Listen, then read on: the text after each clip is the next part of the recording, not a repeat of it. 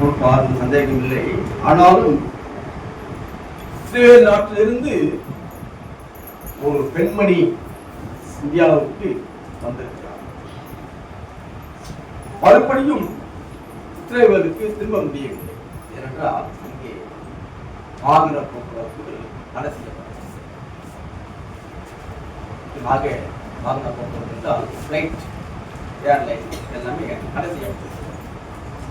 அந்த பெண்மணி இந்தியாவிலே தங்க நேரில் அந்த பெண்மணியின் முக்கியமான ஒரு பதிவு என்ன அப்படின்னா, இந்த நேரத்தில் நான் இந்த உலகத்திற்கு சொல்லும் ஒரே செய்தி இதுதான். என்னவென்றால், மனிதர்கள் அனைவரும் ஒன்றுதான், ஒரே குலம்தான். மனிதர்கள் அனைவரும் ஒன்றுதான், ஒரே குலம்தான். நான் இந்த உலக அமைதிக்காக ஆண்டவரிடம் பிரார்த்தனை செய்து கொள்கிறேன். ஒரே வரையில் இந்த மனிதர்கள் அனைவரும் ஒன்றுதான், உலகத்தில் இருக்கிறவங்க எல்லாமே ஒன்றுதான். உலகத்துக்கு ஒரே கடவுள் மட்டுமே தான், அவர்தான் அதிபதி. நாம் தான் பாகுபாடுகளை பார்த்து பெண்களின் முக்கியமான ஒரு பதிவு, ஒரே குலம் தான், ஒரே இனம் தான், ஒரே கலாச்சாரம் தான்.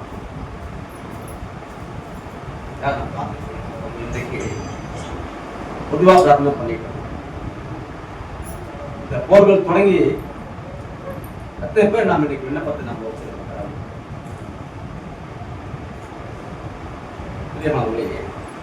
இந்த நாளிலே அனைவரும் அரவணைத்து வாழ வேண்டும் என்ற தலைப்பின் கீழாக நாம் பேச ஆயத்தப்படுகிறோம்.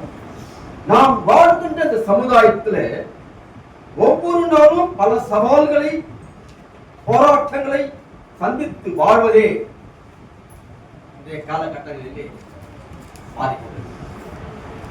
போராட்டங்கள், சவால்கள் நிறைந்த வாழ்வு இன்றைக்கு இருக்கிறது. நம்முடைய நாட்டிலே மக்களை பிரித்து ஆளுகின்ற ஒரு சூழ்நிலை, சாதிய வர்க்கம், இன வேறுபாடு, கலாச்சார சீர்கேடுகள், சமுதாயத்தில் புறந்தள்ளப்பட்டவர்கள், அடிமை நிலையில் இருப்பவர்களை, பொருளாதாரத்தில் குறைவுள்ளவர்களை, பாலின வேறுபாடுகளை, மிக முக்கியமாக இந்த 3ஆம் பாலினத்தவர்கள், திருநங்கையர்களை புறந்தள்ளப்படுகிற பிரித்தாளுகின்ற சமுதாயத்திலே நாம் இன்றைக்கு வாழ்ந்து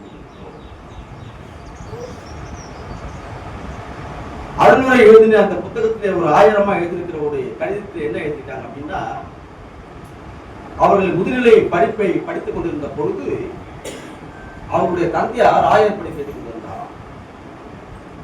அப்பொழுது செய்திகளை பகிர்ந்து கொண்டிருக்கிற பொழுது திருநங்கையர்கள் ஆலயத்துக்குள்ள வந்தார்களாம். அப்பொழுது திருநங்கையர்களை பார்த்து ஏளனமாக யாரும் இல்லை, நாம் தான் ஏளனமாக அவரை பார்த்து இடங்களை மாறி மாறி உட்கார ஒரு சூழ்நிலை. ஏன் இந்த வேறுபாடு? கடவுள் மனத்தையும் சமமாக தான் படைத்தார், எல்லாம் ஒரே புறமாக தான் படைத்தார், ஆணும் பெண்ணுமாக தான் படைத்தார். ஆனால் நமக்கு இருக்கிற வேறுபாடு, அவருடைய வேறுபாடுகள் கலைந்து நாம் வாழ வேண்டும் என்று கடவுளுடைய திருவெளிப்பாடு பிரித்தாளுகின்ற ஒரு சூழ்நிலை. இந்த காலகட்டத்தில் சாதியம், இனம், மொழி, இன்னும் பெண் குழந்தைகள் என்றால் இன்னும் ஏறணும். இப்படிப்பட்ட சூழ்நிலையை வாழ்கின்ற மக்களை பிரித்தாளுகின்ற சூழ்நிலை இன்னும் நாம் மாற்றங்களை கொண்டு வருவது, சமுதாயத்தை மாற்றுவது மிக மிக அவசியம் என்று சொல்லப்பட்டிருக்கிறது. திருமறையின் வாயிலாக சில எடுத்துக்காட்டுகளை குறிப்பிட்டிருக்கிறேன். சீரிய படைத்தலைவனாக இருந்த நாகமான், அவன் எந்த ஜாதின்னு அவன் தெரியாது, அந்நிய நாட்டு ஒரு தளபதி.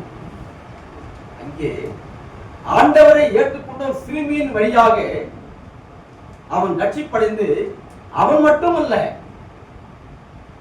அவனுடைய குலமெல்லாம் அங்கே ரட்சிப்படைய ஒரு வழி இருக்கு. அங்கே மொழிகளை பார்க்கவில்லை, இனங்களை பார்க்கவில்லை, ஜாதிகளை பார்க்கவில்லை, அந்நிய நாடு என்று பார்க்கவில்லை. கடவுள் ராஜ்யத்துக்கு எல்லாமே சமம் என்று ராஜாக்கள் 5:15 பிரகாரமாக வாசிக்க வேண்டும். அடுத்து எசேக்கியேல் என்ற புத்தகத்திலே 37ஆம் அதிகாரம் 1-10 வரை எடுத்து வாசித்து பார்த்தீங்கன்னா, வீட்டில் போய் வாசித்து பாருங்க. பள்ளத்தாக்குகளில் இருந்த எல்லா இன எலும்புகளையும் ஒன்றாக்கி உயிரடைய செய்கிற ஆண்டவர். பள்ளத்தாக்குல பலவிதமான ஜாதியிலும் மற்றும் பலவிதமான மொழிகளை இனங்களை சேர்ந்த பள்ளத்தாக்குகளே பல எலும்புகளாகிய ஒன்றோடு ஒன்று வீழ்ந்து கிடக்கின்றன. அப்ப ஆண்டவர் ஜாதியை பார்த்து நீ அந்த ஜாதி ஜாதியை பிரிச்சாரா? இல்லையே. எல்லாரும் ஒன்றா கலந்துருக்குதாங்க. நான் எலும்பு இருப்போம், எல்லா எலும்பும் இருந்திருக்காங்க. ஆனால் அந்த எலும்புகளுக்கு உயிரிழைய கொடுத்த ஆண்டவர்.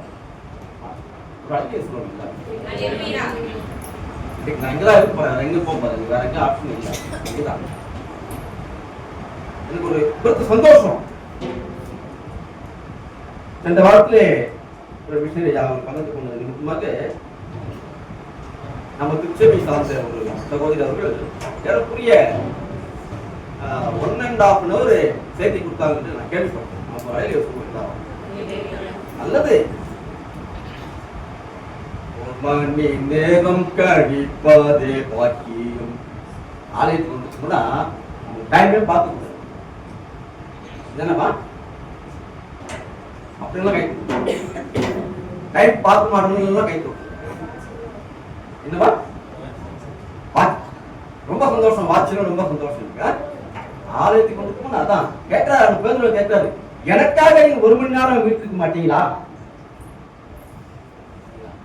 இந்த ஞாயிற்றுக்கிழமை 1/2 நாள் நீங்க ஒதுக்க மாட்டீங்களா? எல்லாம் கேள்விக்குரியது. அந்தமா காணிக்கை போட்டோமா அதோட வீட்டுக்கு போயிட்டோமா அந்த சிந்தனைகளோடு தான் எல்லாரும் வந்தோம்.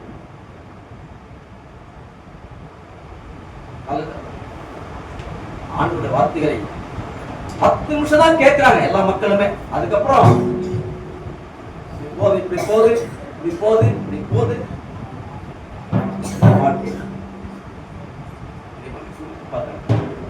அங்க பாருங்க. பள்ளத்தாக்குகளிலே எல்லா எலும்பையும் உயிரடைய செய்த ஆண்டவர்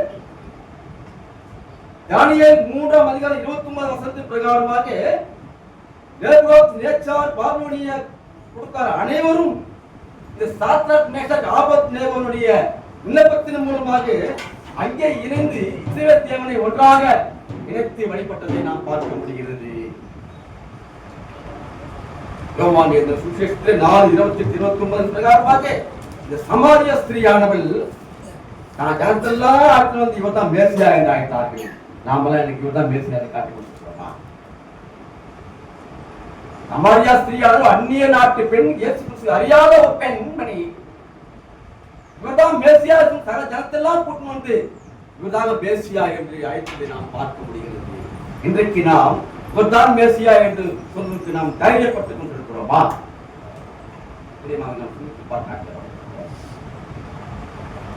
இயேசு கிறிஸ்து தனது திருப்பணிகளிலே சமுதாயத்தில் அடிமை வாழ்வு, வேறு நாட்டினர்கள், பொருளாதாரம், பாகுபாடு, பாலினங்கள், மொழி, கலாச்சாரம் போன்ற பின்தங்கியவர்களும் தன்னை அடையாளப்படுத்திக் கொண்டு அப்பேற்பட்ட மக்களை தன்னோடு இணைத்து திருப்பணிகளை செய்து மறுவாழ்வு கொடுக்கிறதை நாம் பார்க்க முடிகிறது. பிரியமானவர்களே, எனவே நாமும் இயேசு கிறிஸ்துவை போல அவர் திருப்பணிகளை போல சமுதாயத்தில் அடிமை வாழ்வு நிலையில் இருப்பவர்களுக்கும் ஆதரவற்றவர்களுக்கும் குறிப்பாக ஆதரவற்ற பெண் குழந்தைகளுக்கும் பாதுகாப்பு கொடுப்போம். முதியோர்களை வாழ வைப்போம். மாற்றுத்திறனாளிகளை அரவணைப்போம். 3ஆம் பாலினத்தவர்களை அடையாளம் கண்டு அவர்களோடு இணைந்து வாழ நற்காரியங்களில் ஈடுபட இந்த உபவாச காலம் நமக்கு கொடுக்கப்பட்டிருந்த சந்தேகம் இல்லை.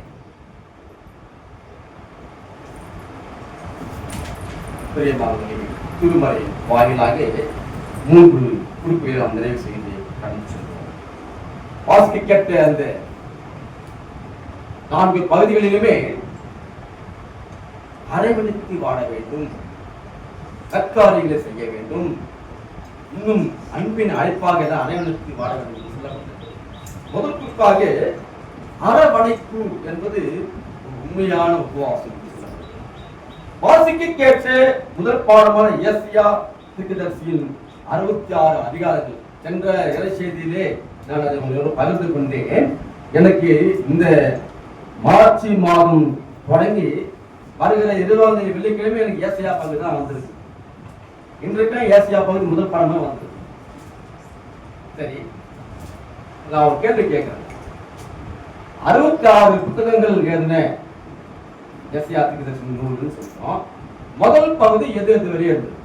யாருக்கு ஞாபகம்? முதல் பகுதி என்ன சொல்லப்பட்டது? சொல்றவருக்கு ஒரு பரிசு.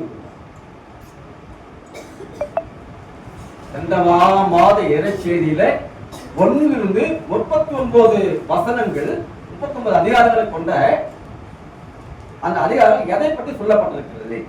பைபிள்ல யாரும் பார்த்தாங்க. சொல்றவங்களுக்கு ஒரு பரிசு கொடுக்குறேன்.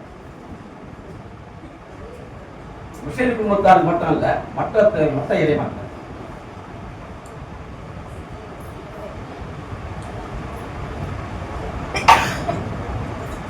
சரி, நான் நினைவுபடுத்துகிறேன். சொல்லுங்க, ஞாபகம் இருக்கா? வரும்போது மாத்து அதாவது பெண் ஒரு நோட் புக் எடுத்துங்க. நான் எல்லாத்தையும் நோட் பண்ணி பசங்க நோட் பண்ணி பார்க்கணும். நோட் பண்ணி பார்க்கணும். நான் 2022 இன்னும் 7 டைரி வச்சு எல்லாம் எழுதி வச்சிருக்கேன். எழுதி வச்சிருக்கேன், அதெல்லாம் தூக்கி மேல வச்சிருக்கேன். சரி, கடிந்து கொள்ளுதல். கடிந்து கொள்ளுதலை பற்றி அங்க சொல்லப்படும். கடிந்து கொள்ளுதலும் மீண்டும் திரும்பமாறும் அழைக்கப்படுது. அடுத்து 27 அதிகாரங்கள் கொண்டது. என்ன பண்ணுகிறதுன்னா அங்கே மேசியாவுடைய தீர்க்கதரிசிகளை ஒழிக்கிறாங்க. அதனால 66 புத்தகங்களை கொண்ட அந்த நூல்களை நாம் வாசிப்போமானால் அதுல எல்லாம் சொல்லப்பட்டிருக்கிறது. கடிந்து கொள்ளுதலும் மீண்டும் திரும்ப அழைப்பதுமான தீர்க்கதரிசனங்கள் 40 66 வரை தேற்றுகின்ற சமாதானத்தை கூறுகின்ற தீர்க்க தரிசனமாக இந்நூலில் கொடுக்கப்பட்டுள்ளது என்பதை நாம் மீண்டும் பாருங்க. குறிப்பாக 40 55 அதிகாரங்கள் பாபிலோனில் அடிமைகளாக நசுக்கப்பட்டு நம்பிக்கை இழந்து இருந்த சூழல்களிலே கடவுள் மீண்டும் தம் மக்களை விடுவித்து அவர் சொந்த வீடான எருசலேமுக்கு புது வாழ்வு வாழ்வ அழைப்பு கொடுக்கிறார். இன்றைக்கு நமக்கும் அப்படிப்பட்ட வாழ்வு வாழ அழைப்பு கொடுத்திருக்கிறார். வருஷம் நமக்கு இந்த அழைப்பு கொடுத்து தான் இருக்கிறாரு. ஆனா நம்ம கிட்ட என்ன மாற்றத்தை நாம கொண்டு வந்திருக்கிறது சந்தேகம். நான் என்ன மாறி இருக்கிறேன், என் வாழ்வு என்ன மாறி இருக்குது, என் குடும்பம் என்ன வாழ்வு மாறி இருக்குது. வருஷம் நம்ம இந்த உபவாச காலங்களை நாம் நிறைவு கொள்கிறோம், குப்பையிடங்களை அனுசரிக்கிறோம், ஈஸ்டரை கொண்டாடுறோம். நம்முடைய மாற்றங்களை என்ன முறையை நாம் மாற்றிக் கொண்டிருக்கிறோம் சமுதாய வாழ்விலே, குடும்ப வாழ்விலே. பாருங்க, புது வாழ்வு வாழ்வை நமக்கு அழைப்பு கொடுக்கிறார். இதை எஸ்யா திருக்கிற மூலம் அங்கே ஒழுங்கு செய்வதை நாம் பார்க்க முடிகிறது. இப்பகுதி கடவுளுடைய ஊழியக்காரர்களுக்கு கொடுக்கப்பட்ட ஒரு சிறப்பான பகுதி. நாமெல்லாம் யாருமா இன்னைக்கு? நம்மளாம் யாருமா? எல்லாமே ஒரு ஊழியக்காரர் தான். நான் மட்டும் ஊழியக்காரன், இவங்க மட்டும் ஊழியர், எல்லாமே நீ வந்து இறை மக்கள் யாரும் ஊழியக்காரன் தான் எல்லாமே. அதனால நமக்கு தான் கொடுக்கப்பட்ட மிக மிக முக்கியமான செய்தி. நான் சில பேருக்கு மட்டுமல்ல, எல்லா மக்களுக்கும் ஆண்டவர் இல்லையா?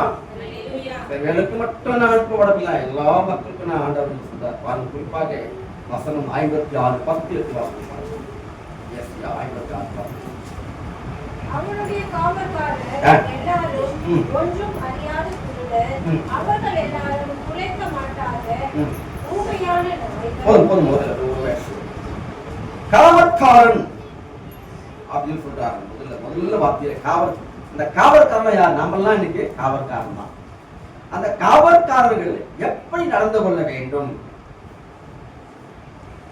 காவற்காரர்கள் ஊழியக்காரன், நம்மெல்லாம் ஊழியக்காரன், நம்மெல்லாம் கிறிஸ்துவ அறிந்த காவற்காரர்கள் தான். இந்த காவற்காரர்கள் எப்படி நடந்து கொள்ள வேண்டும் என்பதுதான் இன்றைக்கு செய்தி. பாருங்க, உங்களது குடும்பத்துல நீ பணிபுரிய இடத்துல உள்ளவர்களுக்கும் சபை பிரிவின் மக்களுக்கும், தெரு மக்களுக்கும், உமது ஊருக்கும், நாட்டு மக்களுக்கும் நீர் யார் என்றால் காவற்காரன் தான்.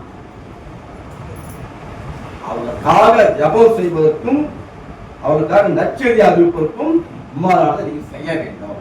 அந்த வசியா, அந்த ஏசியா பகுதியில் நான் படிச்சு பார்த்தேன். இந்த பகுதி வெறும் சடங்கு சார்ந்த பகுதிகள் அல்ல. நாம் சடங்கு சார்ந்த பகுதிகளை எடுத்துக்கொள்ள கூடாது. சடங்குக்காக நம்ம ஆலயத்துக்கு வரோம், சடங்கு தான் முடிச்சுட்டு போயிடுறோம், அப்படிப்பட்டதை நாம் சிந்திக்க கூடாது. இது சமூக நீதியினுடைய இறைவாக்கி உகந்தது. சமூக நீதியை கொண்டு வர சமூகமாக அமைத்துக் கொள்வது மிக மிக அவசியம். இங்கே கொடுக்கப்பட்ட அந்த திருமறைய பகுதி என்ன சொல்லப்பட்டது என்றால், வசனம் 56ஆம் அதிகாரம் 1 to 8 வசனங்கள் வாசித்து பார்த்தோம்னா 1, 2, 3 வாசித்து பாருங்க. நீங்கள் நியாயத்தை கைக்கொண்டு நீதியை செய்யுங்கள், என் ரட்சிப்பு வரவும் என் நீதி வெளிப்படவும் சமீபமாய் இருக்கிறது. பாருங்க, என் ரட்சிப்பு வெளிப்பட, ரட்சிப்பு வெளிப்பட, ரட்சிப்பு வரவும் என் நீதி வெளிப்படவும் சமீபமாய் இருக்கிறது. நானே இந்த அருளுரை எழுதின அந்த ஆக்கியோகம் என்ன பதிவு செய்யப்பட்டிருக்குதுன்னா, இப்படி செய்த மனுஷனும் இதை கொண்டிருந்து ஓய்வு நாளை பசுத்தப்படி ஆசிரியருக்கு ஒரு பொல்லாப்பையும் செய்யாதபடி தன் கையை காத்து கொண்டிருந்த மனுப்புற்றன் பாக்கியவான். அப்பொழுது அந்த ஆலயத்துக்குள் வந்த அந்த திருநங்கையரை அங்கே அமர்ந்து செய்திகளை கேட்டுக் கொண்டிருந்த மக்களுடைய மனநிலை எவ்வாறு மாறுபடுகிறது? இன்றைக்கு அப்படிப்பட்ட மக்கள் உள்ளே வந்தால் நம்முடைய நிலைகள் எப்படி மாறுபடும்? நம்ம என்ன பண்ணுவோம்? ஒதுங்கிக் கொள்வோமா, இல்லை அரவணைத்துக் கொள்வோமா?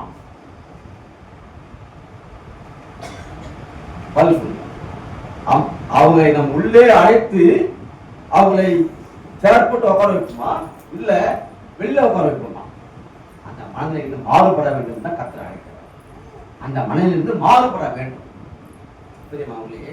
நேர்மை, ஒரு காவல்காரனுக்கு நேர்மை தேவை, நீதி தேவை, ஓய்வு நாள் என்று பார்க்கக்கூடாது, பலி என்று பார்க்கக்கூடாது, மன்றாட்டு இவைகள் எல்லாத்திலும் நேர்த்தியாக கடைபிடிப்பது மிக மிக அவசியம். யாருக்கு என்றால், கிறிஸ்துவை அறிந்த காவல்காரராகிய நமக்கு. அப்படிப்பட்டவர்களை உள்ளே அழைத்து அவர்களோடு இணைந்திருத்தல் மிக மிக அவசியம். தெரியுமாங்களே? வாசித்த அந்த பகுதியிலே 3ஆம் பாலினத்தவர்களை பற்றி சொல்லப்பட்டிருக்கிறது. கடவுளுடைய பார்வையிலே யாவருமே சமமானவர்கள் தான். யாவருக்கும் கர்த்தரை ஆராதிப்பதற்கு, கட்சிப்படையவங்களுடைய பாக்கியம் ஊழியம் செய்வதற்கு எல்லாருக்கும் உண்டு. இன்னைக்கு நம்முடைய சென்னை பேராயத்துல நிறைய திருநங்கையர்களுடைய பணிவாரியம் அமைக்கப்பட்டிருக்கு. திருநங்கையர்களை விசையாக பணி செய்து கொண்டிருக்கிறார்கள். கர்த்தருடைய வீடு சகல மக்களுக்கும் ஜெப வீடு என்று சொல்லப்படுகிறது. நமக்கு மட்டும் இல்ல, இந்த கிறிஸ்துவ தான். யார் கிறிஸ்துவ ஆண்டவர் நினைக்கல, மக்களும் சமம் என்று சொல்லப்பட்டிருக்கிறது. இனவாரியாக ஆலய ஆராதனை நடத்தப்படுகிறது. ஒரு பக்கம் அந்த ஜாதிக்கு ஒரு ஆராதனை, வேற ஒரு ஜாதிக்கு ஒரு ஆராதனை இருக்கிறது. நம்ம சென்னை பெறாங்களே நடந்து கொண்டிருக்கின்றன. ஒரே பாத்திரத்திலே பகிர்ந்து கொள்ள வேண்டும் என்று சொல்லப்பட்டிருக்கிறது.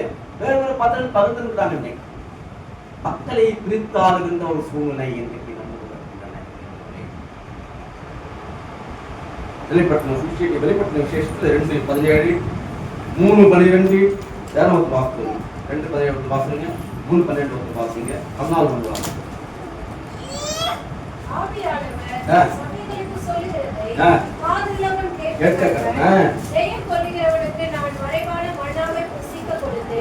அவனுக்கு வெண்மையான குறிக்கல்லையும் அந்த கல்லின் மேல் எழுதப்பட்டதும் அதை பெறுகிறவனுமே அன்றி வேறொருவனும் அறியப்படாததும் ஆகிய புதிய நாமத்தையும் கொடுப்பேன் என்று எழுது.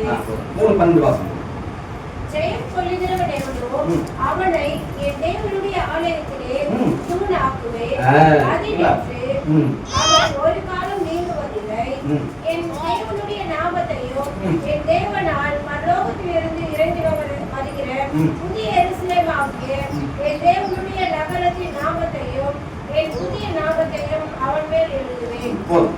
11 வீட்டு வாசிப்பார். இங்க பாருங்க, கர்த்தருடைய வீடு சகல மக்களுக்கும் ஜெப வீடு சொல்லப்பட்டிருக்கிறது.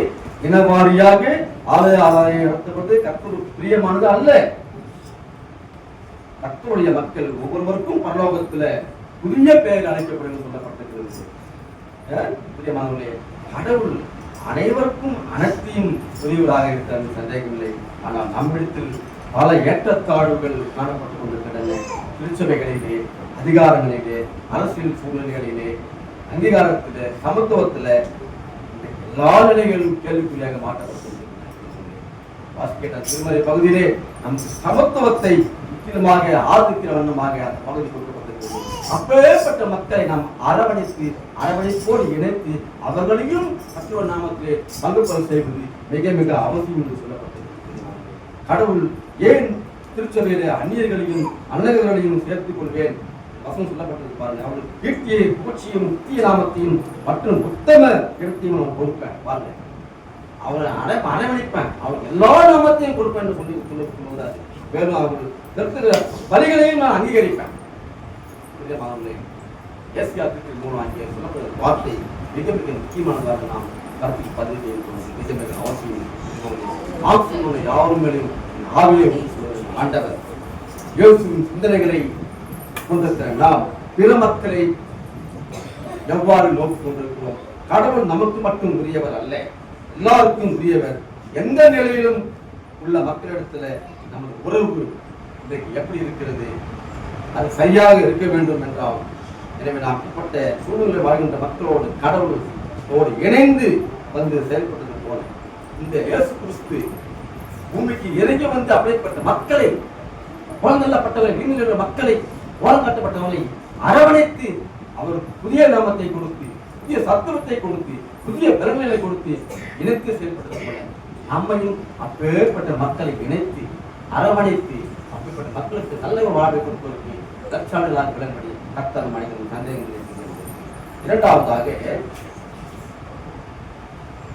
ஒரு சிறிய உதாரணத்தை சொல்லி நான் அடுத்த பகுதியில் ஒரு புத்தகத்திலே நான் படித்த ஒரு வரிகள். ஒரு குடும்பத்தில் ஒரு மகன் பணிபுரிந்து இரவு முடிந்து வேலை செஞ்சு வீட்டுக்கு வருகிற பொழுது தன்னுடைய வாகனம் பழுதாகி அவன் உச்சரிலே வீழ்ந்து விட்டான். ஓரமாக நடந்த சம்பவம் இந்த கருத்துக்கு நான் எழுதி வச்சேன். ஏன்னா அவன் விழுந்துட்டு யாருமே அவனை கவனிக்கவில்லை. அந்த வழியில போறவங்க அவன் என்ன பண்ணிட்டான், குடிச்சிட்டு கீழே விழுந்துருக்கான் அப்படின்னு சொல்லி அங்கே ரோட்ல போயிருந்த மக்கள் பாதை கேட்பார்த்துக்கு இருந்த அந்த மகனை 2 சிறு நங்கையர்கள் அவனை அடைத்து தூக்கி ஆம்புலன்ஸை வரவைத்து மருத்துவமனைக்கு சென்று அவனை காப்பாற்றி அவனை கொண்டு வந்து அந்த மகனுக்கு திருமண உறவை தன்னுடைய பெற்றோர்கள் ஏற்படுத்தி கொடுக்கிற பொழுது அந்த திருநங்கையர்களும் அவர் அழைத்திருந்தாராம். அந்த அழைத்திருந்த பேரடி அங்கிருந்த தனது உறவினர்கள் முகம் பார்த்து சிரித்தார்களாம். ஏன் இவர்கள் வந்திருக்கிறாங்க? தகப்பனார் சொன்ன அந்த வார்த்தை இவர்கள் எனக்கு தெய்வமாக காணப்பட்டார்கள். இவர்கள் எனக்கு தெய்வமாக காணப்பட்டார்கள். அன்றைக்கு எத்தனையோ பேர் போனாங்க, யாருமே என் மகனை காப்பாற்றல. என் மகன் எனக்கு உயிரோடு இருக்கிறாங்கன்னா யாருன்னு காரணம்னா அவங்க தான். பிரித்தாளுகின்ற சூழ்நிலையிலே அப்பேற்பட்ட மக்கள் இன்னைக்கு எப்படி இருக்கிறாங்க? நம்முடைய மனநிலை எப்படி இருக்கிறாங்க? அழைத்த வெகுமதியை கொடுத்தார்கள். அப்படிப்பட்ட மக்களை நாமும் அரவணைக்கு சமுதாய வாழ்விலே இணைத்து செய்வோம். கர்த்தர் நமக்கு பெரிய காரியத்தை பெரியவர்களே, பரலோகத்தில் உள்ளடக்கிய தன்மைகள் இரண்டாவதாக இங்கே சாட்சியின் ஆண்டவர் பாருங்க. வாசித்த பகுதி 9:10 வெளிப்பட்ட விஷயத்துக்கு 9:10 வாசித்தார்.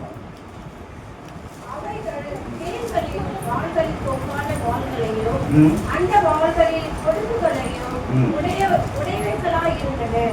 அவைகள் 5 மாதம் அளவும் மனுஷரை சேதப்படுத்துவதற்கு அது அதிகாரம் உடையவர்களாய் இருந்தனர். சரி, இது வாசிக்க கேட்ட இந்த பகுதி கடவுளுடைய ராஜ்யத்தில் நடைபெறுகிறதாக கொடுக்கப்பட்டிருக்கிற ஒரு பகுதிகள். பாருங்க, உலகில் உள்ள எல்லா வகையான மக்களிடம் இருந்து பரலோகத்தில் வந்து சேர்ந்தவரை அங்கே காண முடிகிறது. எல்லா நாட்டையும் குலத்தையும் மக்களிடத்தையும் மொழியையும் சார்ந்தவர்கள் அரியணைக்கும் ஆட்டுக்குட்டிக்கும் முன்பாக நின்று கொண்டிருந்தார்கள். இப்படிப்பட்ட வார்த்தைகளை கடவுளுடைய நீதி ஆட்சியில் அனைவரையும் அரவணைத்து ஏற்றுக்கொள்வதற்காக காணப்படுவதில்லை. வசனம் 7:15-17 வரை வாசித்து பார்த்தோம்னால் அங்கே தேவதூதர்கள் சிங்காசனத்துக்கு முன்பாக இருத்துளை குறித்து யோவானுக்கு சாட்சியாக பகிர்ந்து கொண்டிருக்கிறார்கள். பாருங்க, இவர்களுக்குள்ளே கர்த்தர் வாசித்து பாருங்க. வசனம் 7:15-17.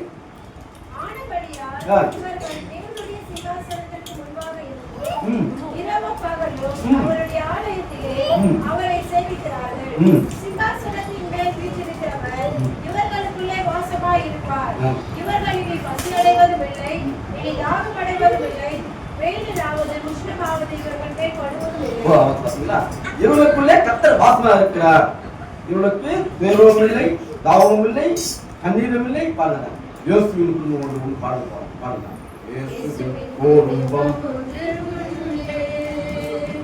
அன்பு நிறைந்திடம் திடமோடு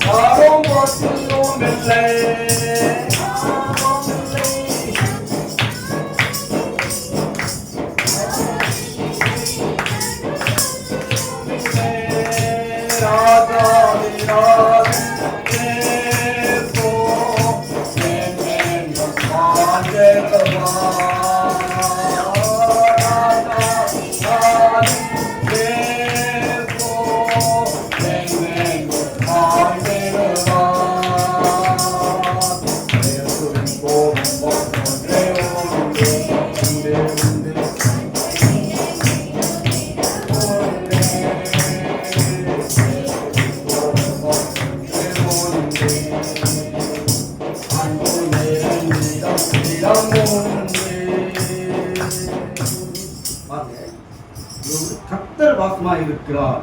இவனுக்கு துயரமும் இல்லை, இவளுக்கு தாபமும் இல்லை, இவளுடைய கண்ணீரை கடவுள் துடைப்பார் என்று சொல்லப்பட்டிருக்கிறது. இவளை குறித்து தேவதூதன் சொல்லுகிற பொழுது வசனம் 14 மிகுந்த உபத்திரவங்கள் என்று சொல்லப்படி பார்க்க முடியும். பாருங்க, பல காரணங்களாலே மிகுந்த உபத்திரவத்தில் இருக்கும் யாரும் பரலோகம் செல்ல முடியாது. பரலோகம் செல்ல முடியாது. இயேசு கிறிஸ்துவின் ரத்தத்தினால் பாவங்களை கழுவப்படுவர்கள் மட்டுமே பரலோகத்திற்கு செல்ல முடியும். அங்கே சிலுவையில் கூட 3 பேராய் நடுவில் இருந்த கடவுள் ஒருத்தர் என்ன பண்றாரு, அவன் பணமாக ரட்சிப்பு பாவங்களை அங்க உணர்ந்தவனாக அங்கே உயிர் போற நிலையில இருக்கிற கடவுள் அங்கே அவனை ஏற்றுக்கிறார். கூட இப்படிப்பட்ட உபத்திரவம் இருந்தா கூட தன் பாவங்களை கழுவி ஏற்றுக்கு வருகிற பொழுது கடவுள் அவரை ஏற்றுப்பார். பிரியமானவர்களே, கிறிஸ்து இயேசுவுக்காக உபத்திரப்படுவர்களுக்கு பரலோகத்தில் ஒரு சிறப்பான பரிசுகள் உண்டு. அது யாரும் மறந்துவிட முடியாது. அதற்கான சிறப்புகள் காத்து கொண்டு இருக்கிறது. பாலைவனம் போல் எங்களை சோலை வண்ணமாய் மாற்றி விட்டீரே. பாலைவனமாய் எங்களை சோலை வண்ணமாய் மாற்றி விட்டீரே. பாலைவனமாய் இருந்தோம், நீங்க சோலைவனத்துக்குள்ள வந்துருக்கு. இந்த சோலைவனம் பூமிக்குரியது, அந்த சோலைவனம் கடவுள் ராஜ்யத்துக்குரியது. இந்த சோலைவனம் வரக்குள்ள அந்த சோலைவனத்துக்கு போறீங்களா? அந்த சோலைவனத்தை எல்லாரும் போட்டு எல்லாரும் அது இங்கேயாவது வந்துருக்கோம். எல்லாரும் அந்த சோலைவனத்துக்கு பார்த்து நல்லா வந்திருக்கிறோம். இது பூமிக்குரியது, ஆனால் பரலோகத்துக்குரியதை நாம் சிந்திக்க வேண்டும். நம்முடைய கத்து அந்த பரலோகத்துல கூட பார்த்து புறந்தள்ளப்பட்டவர்களையும் தேவைகளோடு இருக்கின்ற மக்களையும் ஆயத்திற்காக போராடுகின்றவர்களையும் இன்று நம்மை அடையாளப்படுத்துகின்ற இதை நாம் காண முடிகிறது. கிறிஸ்துவ வாழ்வு உச்சக்கட்ட லட்சியம் யாரையும் ஒதுக்கி வைக்காத அனைவரையும் ஒன்றாக கூடி சமூகத்தை உருவாக்குற ஒரு செய்தி இருக்க வேண்டும். கிறிஸ்துவ வாழ்விலே அனைவரையும் ஒன்றாக்க கூடிய ஒரு சமூக வாழ்வு பாட நாம் அழைக்கப்படுகிறோம். இன்றைக்கு உலகின் பல தீவுகளிலும் கண்டங்களிலும் பல இனமக்கள், உள்ள மனிதர், உயரமான மனிதர்கள், கருப்பின மனிதர் போன்ற பல வகையில் வாழ்ந்து கொண்டிருக்கிறார்கள். ஆனால் யாவரும் மனிதரே. அந்த பெண்மணி சொல்றது போல எல்லா மக்களும் ஒரே குலம் தான், எல்லா மனித ஜாதி தான். நாமும் அவ்வாறாக நினைக்க வேண்டும். பணக்காரர்கள், ஏழைகள், உயர்ஜாதி, கீழ்ஜாதி, படிச்சவன், படிக்காதவன், வேறு பதவியில் இருப்பவர், அவ்வாறு இல்லாதவன், எந்த பேதங்கள் இல்லாமல் யாவரையும் சமமாக கருத வேண்டும். ஆண்டவர் அனைவரையும் அங்கு சமமாக கருதி ஏற்றுக்கொண்டது போல நம்மளுக்கு அந்த பாகுபாடுகளை வேறுபாடுகள் இன்றி நம்மையும் அனைவரையும் எல்லா மக்களையும் சமமாக பாவிக்க வேண்டும், சமமாக கருத வேண்டும் என்று சொல்லப்பட்டிருக்கிறது. நாமும் மனிதர்களாக மதிக்க கற்றுக்கொள்வோம். இயேசு கிறிஸ்துவுக்கு இறையாசுக்கு அதை கொண்டு செல்ல முயற்சி செய்வதை. மூன்றாவதாக இங்கே வாசிக்க கேட்ட அந்த சங்கீத பகுதியிலே தாவீது ராஜா பாருங்க 86-1-17 வாசித்து பார்த்தோம். அங்கே தனிப்பட்ட மற்றும் ஒரு சமூக உருவத்தை இங்கே காண முடிகிறது. தாவீது அரசன் கடவுளுக்குள்ள வைக்கும் ஒரு தாழ்மையான ஒரு வேண்டுகோள். அங்க தாவீது அரசன் பாருங்க கடவுளுக்கு இந்த தாழ்மை நமக்கெல்லாம் வருமானு சொல்லவே முடியாது. தாவீது தான் ஒரு தாழ்மையான ஒரு உள்ள கொண்டவர். பாருங்க வசனம் 11 வார்த்தை பாருங்க. கர்த்தாவே, உமது வழியை எனக்கு போதியும், நான் உமது சத்தியத்திலே நடப்பேன். நான் உமது நாமத்திற்கு பயந்திருக்கும்படி என் இருதயத்தை ஒருமிதப்படுத்தும். பாருங்க, எனக்கு தெரியல அந்த வழியை நீ எனக்கு போதித்து காண்பியும் அவரை கேட்கிறாரு. பாருங்க, தேவன் நம்மை தாழ்த்துகிறவரையும் திரும்பிப்பட்டவரையும் அரவணைப்பவர். தாவீது தன் பலவீனங்களை உணர்ந்து தேவனிடம் உதவி கோருவது போல நாமும் ஒருவருக்கு ஒருவர் பலவீனங்களை சுமந்து தாழ்வுடன் அனைவரையும் அரவணைத்து மனநிலையை நாம் கருத்துக் கொள்வது மிக மிக அவசியம் என்று சொல்லப்படுகிறது. மூன்றாவதாக எல்லைகளை தாண்டிய அரவணைப்பு. எல்லைகளை தாண்டிய அரவணைப்பு எல்லாமே அறிந்த ஒரு பகுதி தான் இது. கானானிய பெண் பற்றி நான் சுருக்கமாக சொல்லி முடிக்கிறேன். இயேசு கிறிஸ்து எருசலேமிலிருந்து புறப்பட்டு தீரு சீதோன் பகுதிகளுக்கு வருகிற பொழுது ஒரு கானானிய பெண் இயேசுவை குறித்து கேள்விப்பட்டு சந்திக்க முயற்சி செய்கிறார். இந்த கானானியர்கள் யார் என்றால் கடவுளுக்கு தூரமாக கடவுள் விரும்பாத காரியங்கள் செய்யக்கூடியவர்கள்.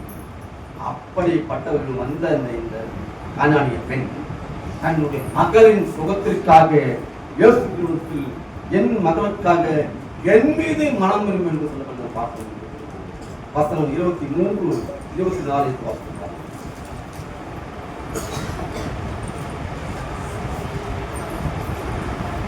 அதற்கு என்ன வாசி 23-24. அவருக்கு பிரதியுத்தரமாக அவர் ஒரு வார்த்தை சொல்லவில்லை. அப்பொழுது அவருடைய சீஷர்கள் வந்து, இவர் தம்மை பின்தொடர்ந்து கூப்பிடுகிறாரே, இவரை அனுப்பிவிடும் என்று அவரை வேண்டிக் கொண்டார்கள். அதற்கு அவர், காணாமல் போன ஆடுகளாகிய இஸ்ரவேல் வீட்டரிடத்திற்கு அனுப்பப்பட்டேன் என்று மற்றபடி அல்ல என்றார். சரி, இந்த பாருங்க, அதுல இஸ்ரவேல் சமுதாயம் இன்று அளவு கூட மேசியா என்பவர் தங்களுக்கு மட்டுமே உரியவர் என்ற நோக்கோடுகளாக காணப்படுகின்றனர். எல்லாவித ரட்சிப்பின் நன்மைகளும் இதற்கு கொடுத்த பின்னரே மற்றவர்களுக்கு கொடுக்க வேண்டும் என்பது கடவுளுடைய திட்டம் என்று சொல்லப்பட்டிருக்கிறது. பாருங்க, ஆனால் அந்த கானானிய பெண் இயேசுவை தாவீதின் மகனே என்று அழைக்கிறதை பார்க்க முடிகிறது. அங்கே இதற்கு மட்டும் உடையவர் இல்லாமல் சமுதாய மக்களுக்கும் உரியவராக இந்த அழைப்பு இருக்கிறது. பாருங்க, கானானிய பெண் அந்நிய நாட்டு பெண் அறியாத ஒரு மகள் இங்கே தாவீதின் மகனே அழைப்பு காணப்பட்டிருக்கிறது. தாவீதின் மகன் என்பதற்கு இவர்களுக்கு மட்டுமே ஒரு அடையாளம், ஒரு நற்சான்று. இவர்கள் மட்டும் தான் கூப்பிடணும். தாவீதின் மகன் யாரும் கூப்பிடக்கூடாது. மகள் எப்படியாவது அந்த சுகத்தை நான் பெற்றுக்கொள்ள வேண்டும், இயேசு கிறிஸ்துவை கேள்விப்பட்டு அவருடைய ரட்சிப்பை பெற்றுக்கொள்ள வேண்டும் என்ற நம்பிக்கையோடு விசுவாசத்தோடு அந்த பெண் இயேசு கிறிஸ்துவை பார்த்து, தாவீதின் மகனே, இன்னொருத்தர் நம்ம கேட்கணும், தாவீதின் மகன் எந்த என்ன பண்ணி பாருங்க, யார் வந்து சொல்லுங்க பாருங்க, அந்த பின்னாடி சொல்லுங்க, யாரும் சத்தமா சொல்லுங்கம்மா, பத்தில் உள்ள முடிச்ச நான் சொல்லுங்க, சத்தமா சொல்லுங்க, யாரு தாவீதின் மகனே எனக்கு என்ன சொல்லுங்க, யாருமா இவங்களுக்கு வாரமான ஒரு கேள்வி பயிற்சி ஒரு குடும்பம் எல்லாருக்கும் பத்திங்க குருடன் தாவீதின் மகனே, இந்த மகன் தாவீதின் மகனே சொல்றதை பார்த்து நம்ம கண்ணாடி என் மகனும் சுகம் கிடைக்கணும், அந்த சுகத்தை எப்படி பெற்றுக்கிறாங்கன்னு பாருங்க. இந்த கானானிய பெண் தாவீதின் மகனே என்று அழைத்து மட்டும் உரியவர் என்றாமல் சமுதாய மக்களுக்கு உரியவராக இந்த அழைப்பு இருக்கிறது. தாவீதின் மகன் என்பதற்கு இவருக்கு மட்டுமே அறிமுகம். இங்கே கிறிஸ்துவானவர் நமக்கு மட்டுமல்ல எல்லா இந்த மக்களுக்கும் உரியவர் என்று சொல்லப்படுகிறது. இந்த கானானிய பெண் இயேசுவை அழைக்கிற பொழுது சமுதாய கட்டமைப்பாங்கி உடைக்கப்படுகிறது, சமுதாய வரையறைகள் அங்கே மாற்றப்படுகின்றன. கானானிய பெண்ணின் நம்பிக்கையை சோதித்து பார்க்கிற ஆண்டவர் பாருங்க. அங்கே தாவீதின் மகனே என்று அழைக்கிற போது அந்த சமுதாயத்தில் உள்ள மக்கள் அங்கே ஒரு புரட்சிகரமாக பார்க்கிறாங்க, இவரும் பார்க்கிறாங்க, யார் நம்ம அழைக்கிறது? அங்கே சமுதாய வரையறைகள் மாற்றப்படுகின்றன, கட்டமைப்புகள் உடைக்கப்படுகின்றன.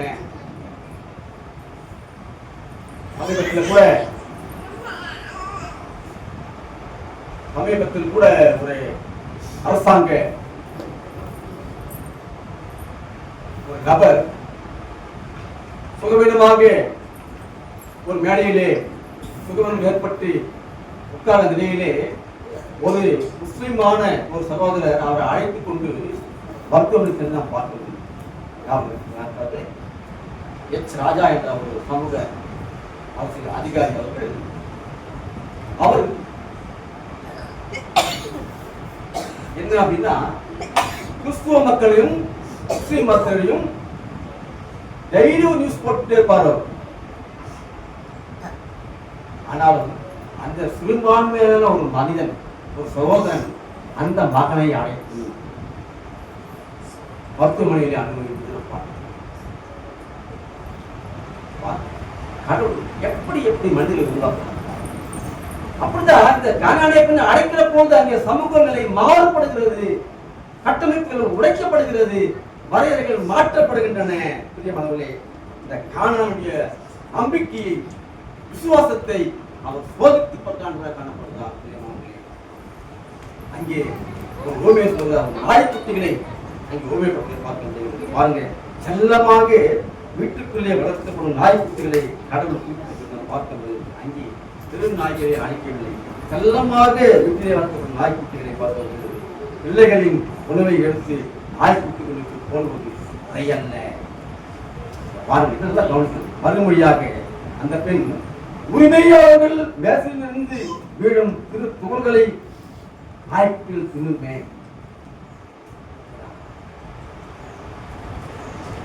பார்த்த இயேசு கிறிஸ்து ஒரு ஷாக் ஆயிட்டார். மகள் வேறுபட்ட விசுவாசம் கொண்டவளாய் காணப்பட்டார். வியந்து பார்க்கிறார். ஆச்சரியம் காணப்படுகிறது. இயேசுவிடத்துல வியந்து காணப்படுகின்ற ஒரு ஆச்சரியமான ஒரு பதில், இங்கே ஒரு பதிவு, ஒரு தாழ்மை, ஒரு இரக்கமான ஒரு அழைப்பு. பெண் இயேசு கிறிஸ்து அறியாத ஒரு மகன், இயேசு கிறிஸ்து ரட்சிப்பை பெற்றுக் கொண்ட அந்த சமுதாய கட்டமைப்புகளை உடைத்து வேறுபடுகிற சூழ்நிலை அங்கே பார்க்க முடியும். இரக்கத்தை தாழ்வி வெளிப்பற்றி நாம் பார்க்க முடிகிறது. அந்த விசுவாசம் மட்டுமே, கிறிஸ்து மேல் கொண்ட விசுவாசத்தினால் மட்டுமே மனிதன் நீதிமானாக்கப்படுகிற சந்தேகமில்லை. கிறிஸ்து மேல் கொண்ட விசுவாசத்தில் மட்டுமே மனிதன் நீதிமான் என்று தீர்க்கப்படுகிறான். தனி மனிதன் முயற்சி அல்ல, அது இதைகளினால் மட்டும் அல்ல, தேவ மகிமை மட்டுமே கிறிஸ்துவ வாழ்க்கையின் நோக்கம். தேவனுடைய சித்தமே கிறிஸ்துவாயின் நோக்கம். தேவனை மட்டுமே பிரியப்படுத்துவது மனிதனுடையோ அதிகாரப்பட்டவனுடைய அல்ல. கட்ட எதிர்காலத்தை காண்பவர் அல்ல, எதிர்காலத்தை உருவாக்கக்கூடியவர். காலங்கள் அவர் கட்டத்தில் இருந்து கொண்டிருக்கின்றன. எதிர்காலத்தை குறித்து நீங்கள் மகிழ்ச்சியாக இருந்து கொண்டிருக்கின்றன.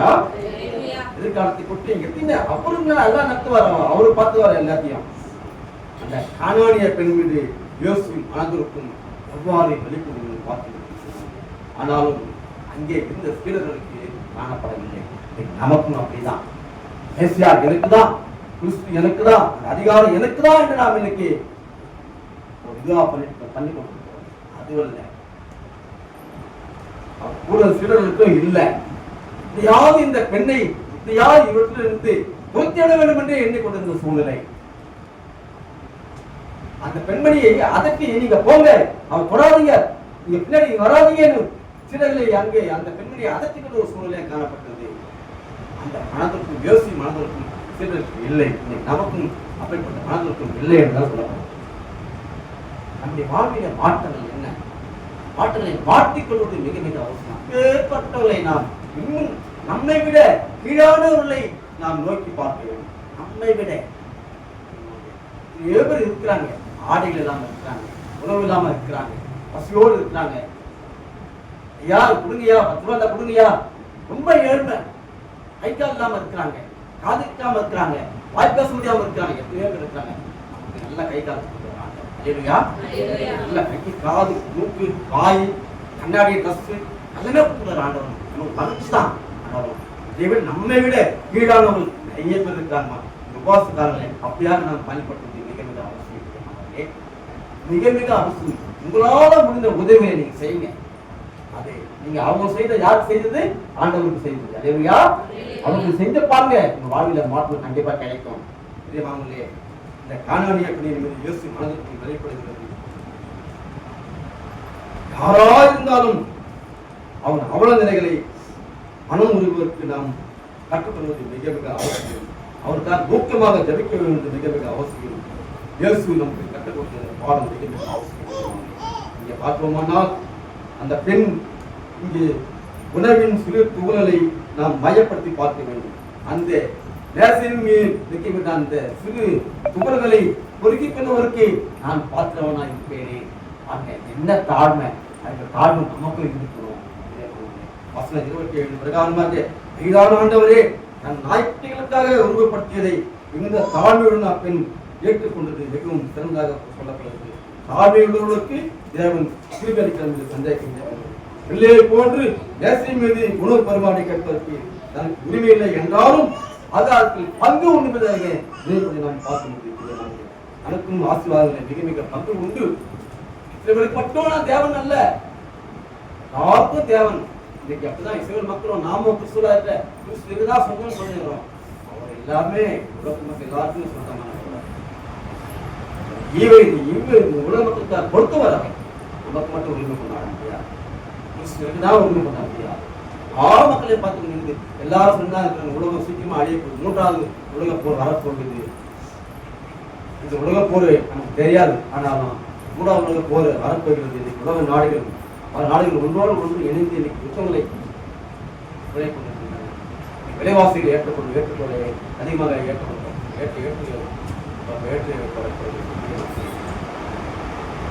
வாழ்வுகளை மாறிக்கொண்டிருக்கிறது. நம்முடைய மாற்றங்களை கொண்டு மிக மிக அவசியம். பாருங்க, தான் எந்த நிலையில் இருந்தாலும் அந்த வேண்டலுக்கு பதில் உண்டு. தன் மகளுக்கு சுகம் உண்டாகும் என்று உறுதியாக நம்புகிறதை பார்க்கணும். நான் எந்த நிலையில் இருந்தாலும் இயேசு கிறிஸ்துவை பார்க்கிற போது சுகம் கிடைக்கும் என்ற விசுவாசம். நான் ஆண்டவரோட ஆலயத்துக்கு உள்ள வந்துட்டேன், எனக்கு எல்லாம் கிடைக்கும் என்ற விசுவாசம் இருக்கணும். கிறிஸ்துவை ஏற்றுக்கொண்டு உத்தமமாக அவரை குறித்தவர்களுக்கு வேசையின் மீது பரிவாரம் முடிய கேட்பதற்கும் உள்ளே கொண்டு பதிலைப்படுத்த 3 இரவு உதாரணமாக. ஏனெனில் உலகம் அனைத்திற்கும் அவர் ஒருவரே ஆண்டவர், அனைத்து மக்களுக்கும் உரியவர். உலகில் இருக்கின்ற நாம் அனைவரும் கடவுளின் பங்கை பெற்றுக்கொள்வதாக அழைக்கப்பட்டிருக்கிறது. இன்றைக்கும் ஆன்மீகம் என்ற அடிப்படையிலே இயேசு கிறிஸ்துவை ஒரு வரையறைக்கு உட்படுத்திக்கிறோம். ஆனால் ஆன்மீகத்தின் சார்பு என்பது அனைவரையும் நேசிப்பதுதான். யாவரையும் வெறுக்காமல் அனைவரையும் நேசிப்பது ஆன்மீகம். தெய்வீக வழிபாடு மட்டுமல்ல, வாழ்க்கையை எவ்வாறு ரசிக்க வேண்டும், மேன்மைப்படுத்த வேண்டும் என்று தெரிந்து கொள்வதன் மூலமாக யாவரையும் வெறுக்காமல் அனைவரையும் நேசிப்பது மிக மிக அவசியம். அதுவே ஆன்மீகத்தின் சாரம் என்று சொல்லப்படுகிறது. நிறைவாக வசனம் 28 பிரகாரமாக அந்த பெண்ணின் விசுவாசத்தை பாராட்டி நீ விரும்புகிறபடி ஆக கடவுள் என்று கூறுகிறார். நாம் ஜெபம் பண்ணுகிற போது நாம் கேட்பது நிச்சயம் கிடைக்கும். இந்த விசுவாசம் உறுதியுடன் கேட்டால் நாம் விரும்புவது கிடைக்கும் என்று சந்தேகம் இல்லை. அந்த பெண்ணின் விசுவாசத்துக்காக அவளை அரவணைத்து அவள் மகளை சுகமாக்க பாருங்கள். விசுவாசத்தை அந்த கேட்டு அந்த தாழ்மை இறக்கும் அன்பு அவன் மேல எவ்வளவு இருக்கிறது பாருங்க. ஏந்து பார்க்கிறதை பார்க்க முடிகிறது. மகளே என்று அரவணைத்து, மகளே என்று அரவணைத்து விசுவாசத்தை நீ ஆதரவாக மகளன் சுகமாயிட்டான். நமக்கும் அப்படிப்பட்ட வேண்டது கண்டிப்பா கிடைக்கும். உங்க அரவணைத்து நீங்க விண்ணப்பங்களை அவர் கேட்டு உங்களுக்கு பதில் கொடுக்குற ஆண்டவர். கேட்டு பாருங்க, நீங்க கேட்டு பாருங்க. ஜெயமாக மாற்றக்கூடிய இந்த காலகட்டத்தில் பன்முக சமத்தால் வாழ்கின்ற சமுதாயத்திலே ஏற்றுக்கொள்வது அரவணைப்பது என்பது இறைவன் நமக்கு கொடுத்த அருள் படைக்கிறேன். குடும்பம் அனைத்தாலும் திருச்சபை சமுதாயம் வாழ்கின்ற சூழலிலே எவ்வாறு ஏற்பது என்பதை சவால் நிறைந்த இந்த அனுபவமாக நாம் மாற்றிக்கொள்ள வேண்டும். இயேசு கிறிஸ்துவின் வழிகளை தெரிந்து கொண்டிருக்கின்ற நாம் அவரை போல நாம் வாழ்ந்து காட்ட வேண்டும். எந்த நிலையில் இருந்தாலும், அதாவது கலாச்சாரம், மொழி, இனம், சாதியம் கொண்டுள்ளப்பட்டவர்கள், விளிம்புநிலையில் உள்ளவர்கள் யாராக இருந்தாலும் அனைவரையும் ஒன்றிணைத்து எந்த இனம், பாகுபாடு, மொழி, கலாச்சாரம் யாராக நம்மை விட கீழானவர்கள் யாருன்னு பார்த்தாலும் இந்த உபவாசம் இன்னும் இருக்கிறது. இன்னும் 3 வாரங்களை கடத்தட்டும். இன்னும் எத்தனை வாரம் இருக்கு? 3 வாரம் நல்ல காரியங்களை செஞ்சு பாருங்க.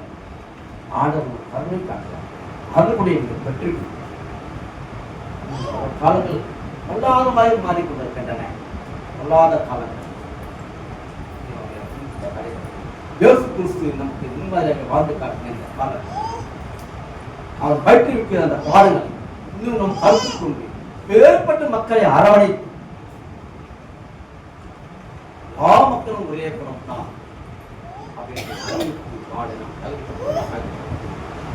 இந்த நாளுக்கு வாசத்து 4 பகுதிகளிலுமே எஸ்யா புத்தகத்திலே நம்ம சேவைகளிலே அன்பை காட்ட வேண்டும். வெளிப்பட்ட சுவிசேஷத்திலே அனைவருக்கும் இடமளிக்கும் அன்பை நாம் காட்ட வேண்டும். சங்கீதத்திலே தேவனிடம் வழி கேட்டு அனைவரையும் ஒன்றிணைத்தல் மிக மிக அவசியம். தேவனிடத்தில் வழி கேட்கணும். இதில் எப்படி செய்யணும், அந்த காரியத்தில் எப்படி செய்யணும் என்று அவர்கள் கேட்கணும். பாரபட்சமற்ற அன்பை நாம் காண்பிக்க வேண்டும். ஞாயிறு ஆராதனையிலே நாம் நம்மிடமிருந்து மாறுபட்டவர்களையும் ஓரம் கட்டப்பட்டவர்களையும் எவ்வாறு நம் அன்பின் கட்டத்துக்குள் கொண்டு வருவது அவசியம். இந்த அரவணைப்பு என்பது காட்டுகின்ற அந்த அரவணைப்பு நம்மையும் காட்ட வேண்டும். நம்மையும் அப்படிப்பட்ட மக்களை அரவணைத்து இந்த திருச்சபைக்குள்ளே அப்பேற்பட்ட மக்களை கொண்டு வந்து பரலோக ராஜ்யத்துக்கு பரலோகத்திலே அவர்கள் சேர்த்து அரவணைப்பு மக்கள் இந்த அனைத்து அரவணைத்து நம் பரலோக ராஜ்யத்தை கொண்டு வந்து மிகுந்த அவசியம். இந்த உபவாச காரணமாக நம்மை முழுக்க மாற்றிக்கொள்ள மாற்றிக்கொள்ள இந்த நான் சிந்திக்கப்பட்ட செயல்கள் இன்னும் வாழ்விலே மாற்றலை கொண்டு வந்து சமுதாயத்திலே மாற்றலை கொண்டு வந்து இன்னும் உச்சை பணிகளே சமுதாய பணிகளே நாம் இன்னும் பூர்த்தி செய்ய ஆயத்தப்படுவோம். அந்த சட்டத்தன்மை இந்த வசதி வாசல் தருவதாக